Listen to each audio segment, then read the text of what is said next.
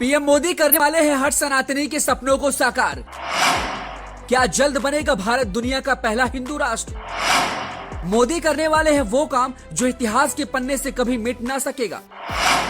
धर्म संसद में बना संविधान अगर लागू हुआ तो देश की सनातन संस्कृति का दुनिया में बजेगा डंका।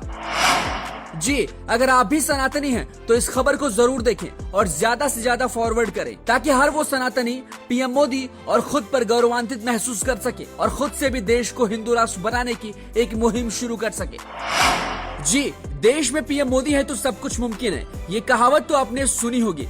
पिछले 8 सालों से ये कहावत आप लगातार सुन रहे हैं क्योंकि मोदी है तो मुमकिन तो है ही, लेकिन हकीकत यही है कि मोदी है तो सब कुछ मुमकिन हो गया है। जी, धारा 370 हो या राम जन्मभूमि, 3 तलाक हो या ज्ञानवापी मंदिर मस्जिद मुद्दा, ऐसे दर्जनों देश के मुद्दे रहे जिनको लेकर पिछली सरकार ने जरा सी भी नहीं सोची और 70 सालों तक बस शांत बैठी रही। लेकिन मात्र 8 साल के कार्यकाल में पीएम मोदी ने वो कर दिखाया है जो 70 साल की कांग्रेस सरकार भी नहीं कर पाई। आप सब कुछ जानते हैं और समझते भी हैं। इस देश के लिए और सनातन के लिए आखिर कौन है वो शख्स जो लगातार लड़ रहा है? मोदी के कामकाज से इतिहास के पन्नों में कुछ ऐसा दर्ज हो जाएगा जो शायद हर एक सनातनी का वर्षों से एक सपना था, और ये सपना अगर पूरा हुआ तो मान के चलिए दुनिया में भारत का डंका बजेगा। लेकिन मोदी उस सपने को पूरा करने की जिस तरीके से प्रयास कर रहे हैं उससे उम्मीद जताई जा रही है कि ये जल्द ही मांग भारत की और हर सनातनी की पूरी हो जाएगी।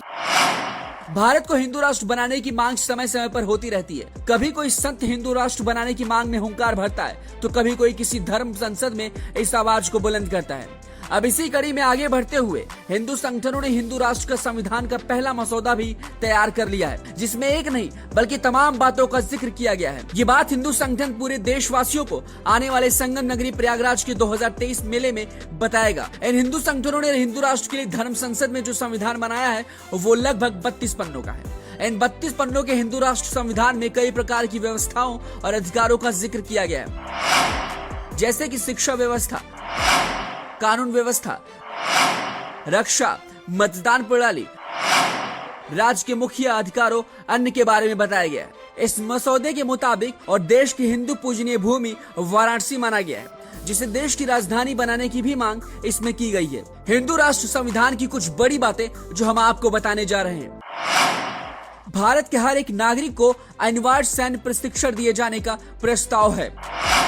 कृषि को पूरे तरीके से टैक्स फ्री किए जाने का भी प्रस्ताव है। तीसरा, मुस्लिम और ईसाइयों को वोट नहीं देने का प्रस्ताव है।